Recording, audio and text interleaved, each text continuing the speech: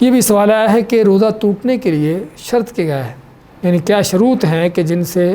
یہ چیزیں اگر آدمی کرتا ہے، کھانا پینا ہو یا اس طرح کی چیزیں ہوں تو اس سے روزہ ٹوٹتا ہے۔ اللہ تعالیٰ کا بندوں پر احسان ہے، اس کا بہت بڑا انعام ہے کہ اس نے بندوں کی آسانی کے لیے اس پر اپنی شفقت میں رحمت کرتے ہوئے کیا ہے کہ انسان کو جس چیز کا اختیار نہیں، انسان کو جس چیز کا علم نہ ہو اور جو غلطی سے بھول کر بیٹھے، اللہ تعالیٰ نے ایسی چیزوں کو معاف کر دیا ہے۔ اللہ تعالیٰ کا فرمان، اللہ نے جو ہم کو دعا سکھائی ہے، ربنا لا تؤاخذنا ان نسینا او اخطانا، اے رب ہماری اس چیز پر پکڑ نہ کر کہ جو ہم غلطی سے بھول کر یا غلطی سے کر بیٹھتے ہیں۔ اور اسی طرح الا من اکرہ وقلبہ مطمئن بالایمان، سورۃ النحل میں اللہ تعالیٰ کا فرمان کہ سوائے کہ جس کو مجبور کیا جائے جب اس کا دل ایمان پر مطمئن ہو۔ تو جسے پتہ چلا کہ جس چیز پر انسان کو مجبور کر دیا جائے اس میں اس کو اختیار نہ رہے تو وہاں پر بھی اس پر کوئی گناہ نہیں اور اس کا بھی حکم نہیں۔ تو علی کل حال جن چیزوں سے روزہ ٹوٹتا ہے ہم نے ذکر کی ہیں، لیکن ان چیزوں سے روزہ اسی وقت ٹوٹے گا جب ان چیزوں کا آدمی معلوم ہوتے ہوئے کہ واقعی اس چیز سے روزہ ٹوٹتا ہے پھر اس کو کرتا ہے۔ ایک آدمی نیا مسلمان ہوا اور اس کو پتہ نہیں کہ پانی پینے سے روزہ ٹوٹ جاتا ہے، وہ سمجھتا ہے کہ صرف کھانے سے روزہ ٹوٹتا ہوگا، تو اس نے پانی پی لیا، تو کیا اس کا روزہ ٹوٹے گا؟ ہاں، اس کا روزہ نہیں ٹوٹا۔ کس لیے؟ کیونکہ اس نے سمجھا کہ پانی سے روزہ نہیں ٹوٹتا، تو اس نے اس لا علمی کی وجہ سے پیا ہے، تو اس پر اس کی پکڑ نہیں، نہ اس کا گناہ ہے اور نہ ہی اس کا روزہ ٹوٹے گا۔ آدمی سمجھا کہ ابھی فجر طلوع نہیں ہوئی،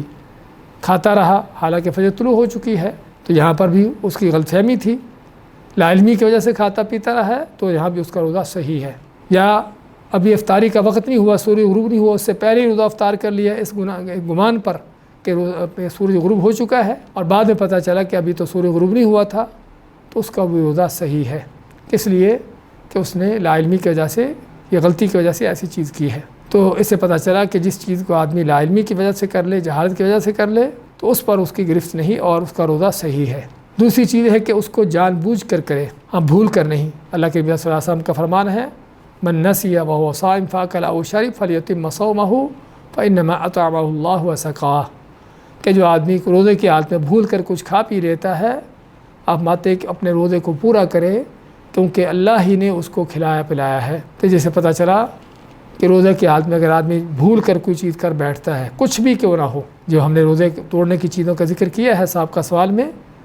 کوئی بھی اس میں چیز ایسی ہو کہ جو آدمی بھول کر بیٹھے تو اس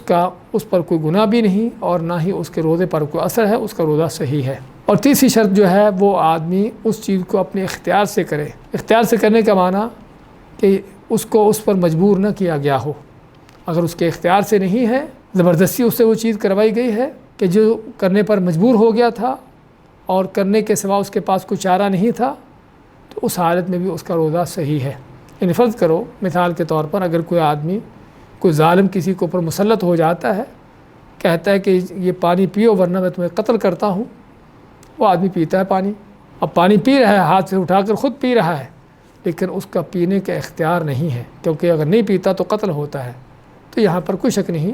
کہ اس کا اختیار نہیں تھا، اس کا پانی پینا، اس سے اس کا روزہ صحیح ہے، اس کے اوپر کوئی اثر نہیں ہے۔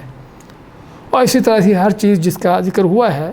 کہ جو روزہ توڑنے والی چیزیں ہیں، اگر آدمی کے بغیر اختیار کے کوئی چیز ہوتی ہے تو اس پہ روزے کے اوپر کوئی اثر نہیں۔ یعنی فرض کرو آدمی کلی کرتے ہوئے کلی کا پانی اس نے باہر نکالنا چاہا تھا، لیکن کچھ پانی گلے سے نیچے اتر گیا اس کے بغیر اختیار کے، تو اس کا روزہ صحیح ہے۔